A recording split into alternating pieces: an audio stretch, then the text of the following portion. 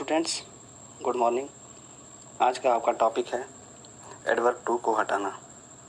ये बहुत ही important topic है और यह टॉपिक हाई स्कूल के टॉपिक से एकदम डिफरेंट है। एडवर्ब टू ये एकदम नया टॉपिक है। ये इंटरमीडिएट स्टूडेंट्स के लिए ये टॉपिक है। एडवर्ब टू क्या होता है, इसका प्रयोग कैसे होता है और वाक्य में से इसको कैसे हटाया जाता है। ठीक है, इसको आज हम पढ़ाना शुरू करते हैं। इसको पढ़ने से पहले, एडवर्ब टू को पढ़ने से पहले आपको एक टॉपिक है इन्फिनेटिव जानना होगा कि ये क्या चीज़ है। तो आइए सीखते हैं कि ये इन्फिनेटिव क्या होता है। जहाँ तक इन्फिनेटिव का सवाल है, इसका डेफिनेशन देखिए। An infinitive is the basic form of verb.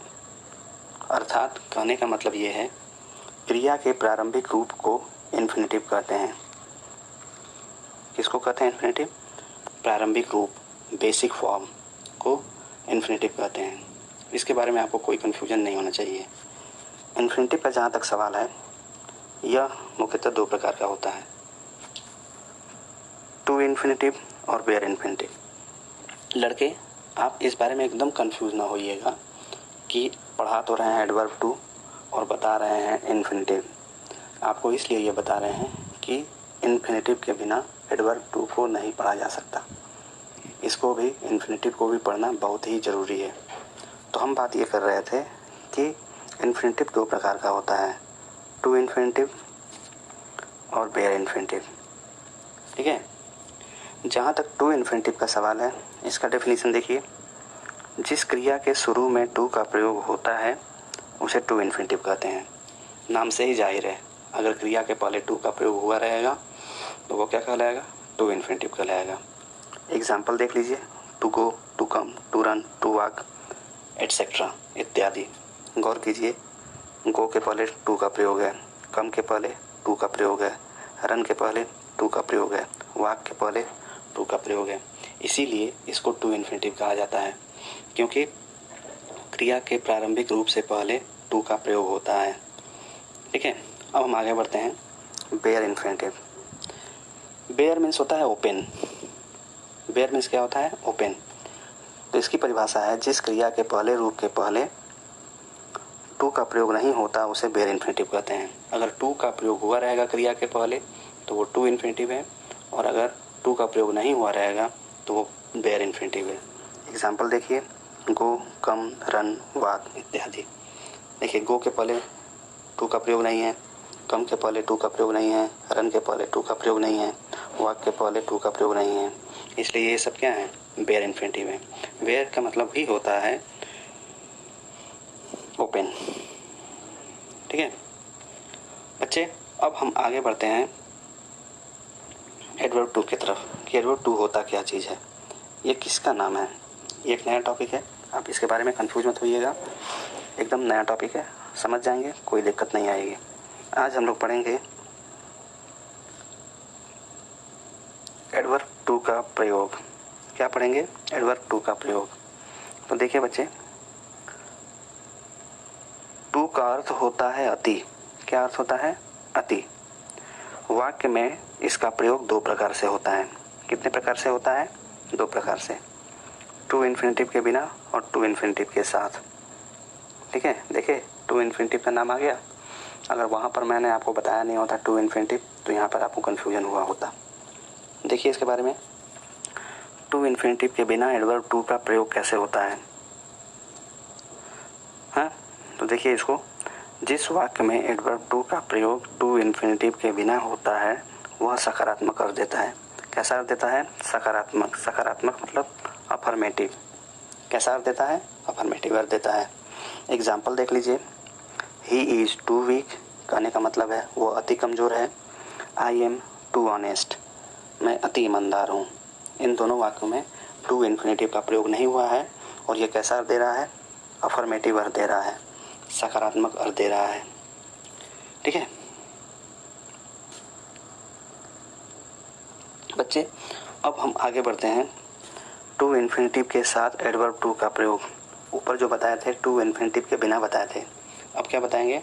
To infinitive के साथ एडवर्ब टू का प्रयोग हम कैसे करेंगे, इसको देख लीजिए। जिस वाक्य में एडवर्ब टू का प्रयोग टू इन्फिनिटिव के साथ होता है वह नकारात्मक अर्थ देता है। ठीक है, नकारात्मक मतलब निगेटिव। बच्चे अगर टू इन्फिनिटिव का प्रयोग नहीं होगा तो वह सकारात्मक अर्थ देगा, और अगर टू इन्फिनिटिव का प्रयोग हो जाएगा तो वह नकारात्मक अर्थ देगा। एग्जाम्पल देख लीजिए, he is too weak to win the race. यही बच्चे टू विन देखिए, टू विन क्या है, टू इन्फिनिटिव है। ये क्या है, टू इन्फिनिटिव है। इसका अर्थ होगा वो इतना कमज़ोर है कि रेस नहीं जीत सकता, वो इतना कमज़ोर है कि रेस नहीं जीत सकता। दूसरा एग्जाम्पल है, you are too lazy to pass the exam. तुम इतना सुस्त हो, आलसी हो कि एग्ज़ाम को पास नहीं कर सकते। ये तो रहा बच्चे एडवर्ब टू का प्रयोग, जो वाक्य में दो प्रकार से होता है, टू इन्फिनिटिव के बिना भी होता है और टू इन्फिनिटिव के साथ होता है। ठीक है बच्चे, हम आगे बढ़ते हैं। हमको ये जानकारी लेना है बच्चे कि हम सेंटेंस में से एडवर्ब टू को कैसे हटाएंगे। किसको कैसे हटाएंगे, एडवर्ब टू को। एडवर्ब टू को हटाना हमारा मेन मुद्दा है। एडवर्ब टू की जानकारी तो आपको मैंने दे दिया, इसका इंट्रोडक्शन आपको दे दिया, लेकिन हमारा मेन मुद्दा क्या है, इसको हटा दें, एडवर्ब टू को हटा दें सेंटेंस में से। और सबसे मुख्य बात, एडवर्ब टू को हटाने के बाद भी सेंटेंस का अर्थ नहीं बदलना चाहिए। इसको नोट कर लीजिए बच्चे, ये ट्रांसफॉर्मेशन है और आपको क्या करना है, एडवर्ब टू को हटा दीजिए, और लेकिन आपका सेंटेंस का अर्थ जस का तस, ज्यों का त्यों, सेम टू सेम वैसे ही रहना चाहिए। Meaning must be same, otherwise your sentence will be wrong. आपका अगर अर्थ बदल गया तो उसका जो है, आपका सेंटेंस जो है वो गलत हो जाएगा। इसको आप एकदम बात को गठ बना लीजिए। आगे हम बढ़ते हैं, एडवर्ब टू को हटाने की प्रक्रिया बताते हैं आपको। आगे देखिए, आगे क्या है, आगे है टू इन्फिनिटिव के बिना एडवर्ब टू को प्रयोग तथा एडवर्ब टू को हटाना। बच्चे अब हम एडवर्ब टू को हटाना सीखेंगे, उन वाक्यों में से सीखेंगे जिसमें टू इन्फिनिटिव का प्रयोग नहीं हुआ है। ठीक है, देखिए, जिस वाक्य में बिना टू इन्फिनिटिव के एडवर्ब टू का प्रयोग रहता है, उस वाक्य में से टू को हटाने के लिए निम्न नियम है। नियम जो है आपको नीचे बताया जा रहा है। नंबर 1 नियम क्या है, टू को अपने ही स्थान पर एक्सट्रीमली में बदल देते हैं। किस में बदलेंगे आप, एक्सट्रीमली। इसको नोट कर लीजिए, टू को TOO, टू को अपने स्थान पर एक्सट्रीमली में बदल देते हैं। ये तो हुआ दूसरा। और दूसरा नियम यह है कि टू को हटाकर बियॉन्ड द प्रॉपर लिमिट का प्रयोग वाक्य के अंत में करते हैं। दूसरा आपका रूल रेगुलेशन ये है कि टू को हटाइए और बियॉन्ड द प्रॉपर लिमिट का प्रयोग कहाँ कीजिए, वाक्य के अंत में।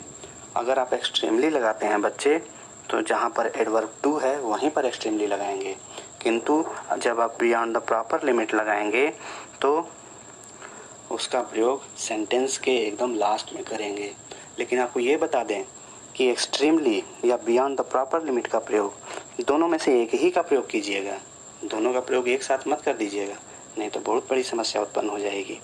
एग्जाम्पल देखिए, जैसे एग्जाम्पल में है आपके सामने, ही इज़ टू वीक, इसमें टू इन्फिनिटिव का प्रयोग नहीं हुआ है और इस वाक्य में से आपको इस टू को हटाना है। तो कैसे हटाएंगे आप, ही इज़ एक्सट्रीमली वीक। क्या हुआ, ये एक्सट्रीमली वीक, टू को हटा दिया, एक्सट्रीमली लगा दिया। या देखिए, ये या लिखे हैं, मतलब आपको इस तरीके से भी बना सकते हैं या आप ये भी तरीका अपना सकते हैं।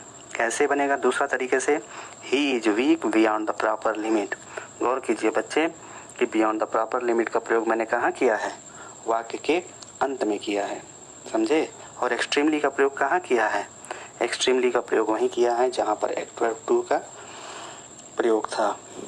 ठीक है बच्चे, इसको खूब ध्यान से समझिएगा आप कि एडवर्ब टू को कैसे हटाएंगे, और अगर टू इन्फिनिटिव के बगैर एडवर्ब टू है तो उसको कैसे हटाएंगे। या तो आप एक्सट्रीमली लगाएंगे या फिर बियॉन्ड द प्रॉपर लिमिट लगाएंगे। दोनों सेंटेंस जो है, दोनों में एक ही सेंटेंस में दोनों मत लगा दीजिएगा। एक्सट्रीमली और बियॉन्ड द प्रॉपर लिमिट एक ही सेंटेंस में नहीं लगाना है बच्चे। अब हम जो है वैसे सेंटेंस में से एडवर्ब टू को हटाना सीखेंगे जिस सेंटेंस में टू इन्फिनेटिव का प्रयोग हुआ है। ठीक है, कैसे देखिए, टू इन्फिनेटिव के साथ एडवर्ब टू का प्रयोग तथा ऐसे वाक्यों में से एडवर्ब टू को हटाना। जिस वाक्य में एडवर्ब टू का प्रयोग हुआ है और टू इन्फिनेटिव का प्रयोग हुआ है, ये दोनों एक साथ, वैसे सेंटेंस में से हम टू इन्फिनेटिव को कैसे हटाएंगे, एडवर्ब टू को कैसे हटाएंगे। देखिए, जिस वाक्य में टू इन्फिनेटिव के साथ एडवर्ब टू का प्रयोग होता है, उस वाक्य में से एडवर्ब टू को हटाने के लिए निम्न नियम है। क्या नियम है, देख लीजिए आप, यही सब नियम है।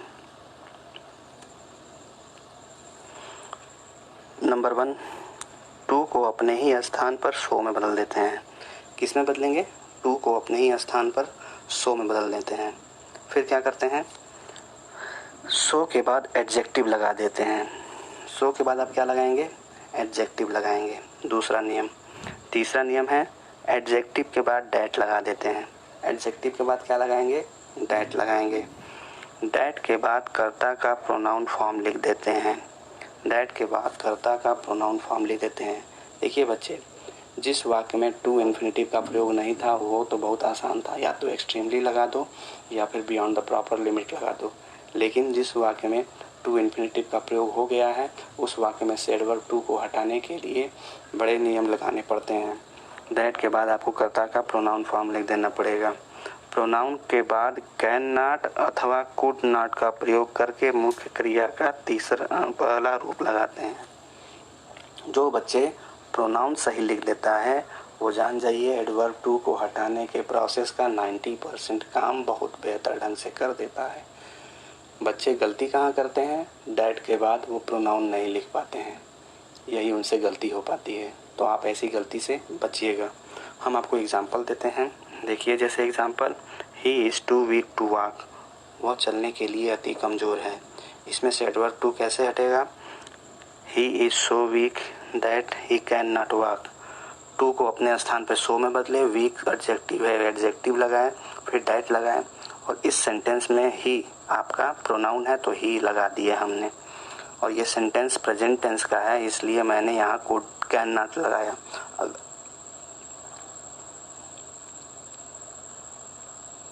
अगर यही सेंटेंस आपका पास्ट टेंस में रहता, कहने का मतलब है अगर यहाँ पर आपका वाज रहता तो हम क्या करते हैं, यहाँ कुड कैन नॉट की जगह पर क्या लगाते, कुड नॉट लगाते।